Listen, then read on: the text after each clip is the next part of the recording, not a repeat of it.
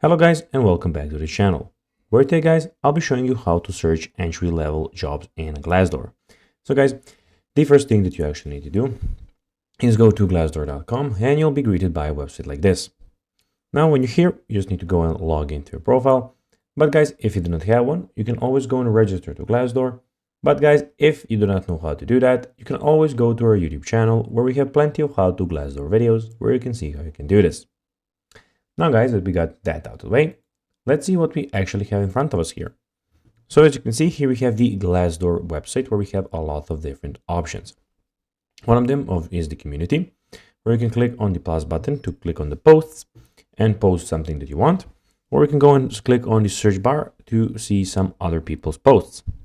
We also have the jobs, where guys, you can see that you can find your perfect job. So you can enter the job name there and the location and click search to find some jobs. Also, we have companies where you can find a workplace that works for you. So this basically is a new feature. If you have an employer in mind, you can go and search for a company by typing the name here and clicking on the search button. Also, we have the salaries, where you can see, are you paid fairly? So basically, you can go and find out if you have been paid fairly by typing the job name here and the location, and that's basically that. Now guys, let's see how to search entry-level jobs in Glassdoor. So it is pretty simple and you just need to go and follow these few steps that I'll be showing you.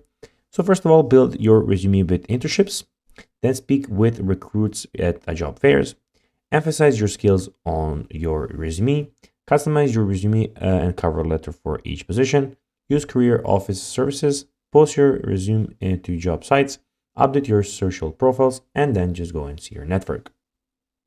So guys, that is everything for this video. I hope that you found it informative. If you did, don't forget to like this video, share it, subscribe to the channel, put the notifications on, and guys, I'll be seeing you in the next video.